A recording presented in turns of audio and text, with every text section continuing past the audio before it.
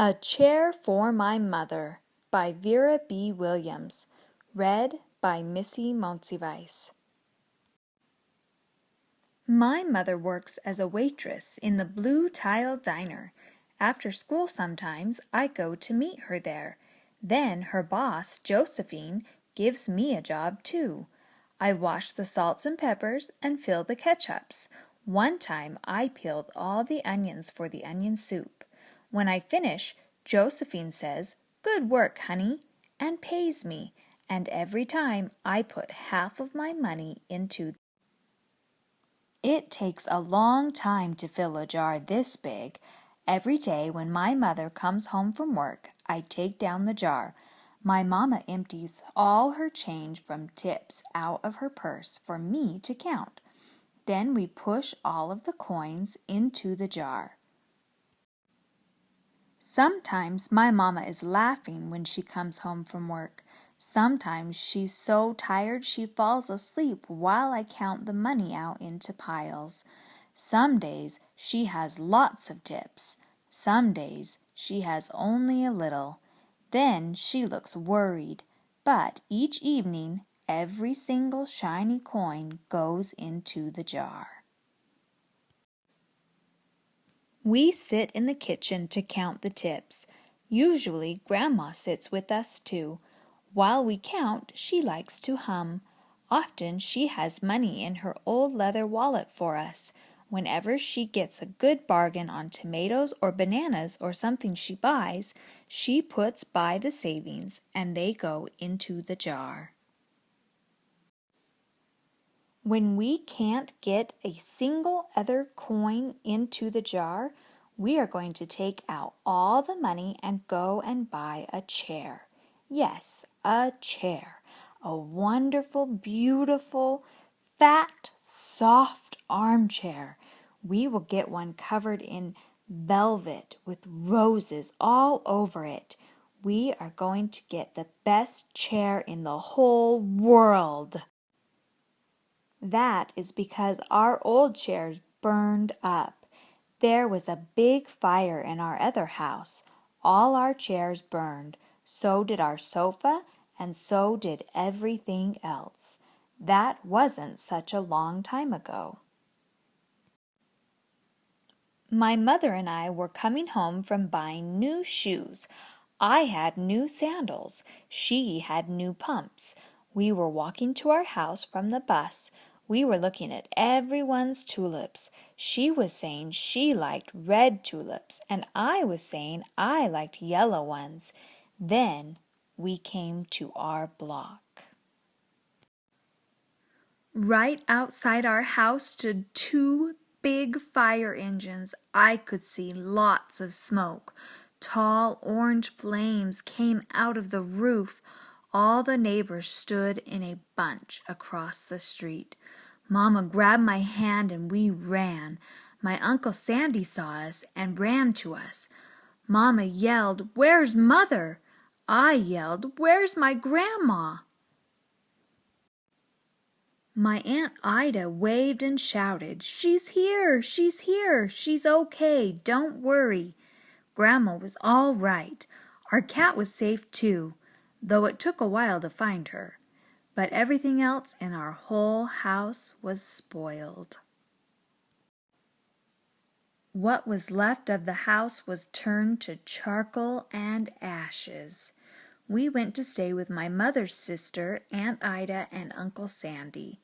Then we were able to move into the apartment downstairs. We painted the walls yellow. The floors were all shiny, but the rooms were very empty. The first day we moved in, the neighbors brought pizza and cake and ice cream, and they brought a lot of other things too. The family across the street brought a table and 3 kitchen chairs. The very old man next door gave us a bed from when his children were little. My other grandpa brought us his beautiful rug. My mother's other sister, Sally, had made us red and white curtains. Mama's boss, Josephine, brought pots and pans, silverware, and dishes. My cousin brought me her own stuffed bear. Everyone clapped when my grandma made a speech. You are all the kindest people, she said, and we thank you very, very much. It's lucky we're young and can start all over. That was last year, but we still have no sofa and no big chairs. When Mama comes home, her feet hurt. There's no good place for me to take a load off my feet, she says. When Grandma wants to sit back and hum and cut up potatoes, she has to get as comfortable as she can on a hard kitchen chair. So that is how come Mama brought home the biggest jar she could find at the diner, and all the coins started to go into the jar. Now the jar is too heavy for me to lift down. Uncle Sandy gave me a quarter. He had to boost me up so I could put it in. After supper, Mama and Grandma and I stood in front of the jar. Well, I never would have believed it, but I guess it's full, Mama said. My mother brought home little paper wrappers for the nickels and the dimes and the quarters. I counted them all out and wrapped them all up. On my mother's day off, we took all the coins to the bank. The bank exchanged them for $10 bills. Then we took the bus downtown to shop for our chair. We shopped through 4 furniture stores. We tried out big chairs and smaller ones, high chairs and low chairs, soft chairs and harder ones. Grandma said she felt like Goldilocks and the 3 bears trying out all the chairs. Finally, we found the chair we were all dreaming of, and the money in the jar was enough to pay for it. We called Aunt Ida and Uncle Sandy. They came right down in their pickup truck to drive the chair home for us. They knew we couldn't wait for it to be delivered. I tried out our chair in the back of the truck. Mama wouldn't let me sit there while we drove, but they let me sit in it while they carried it up to the door. We set the chair right beside the window with the red and white curtains.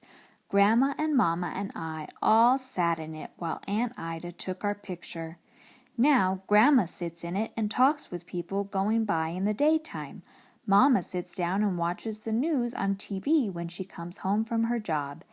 After supper, I sit with her and she can reach right up and turn out the light if I fall asleep in her lap. The end.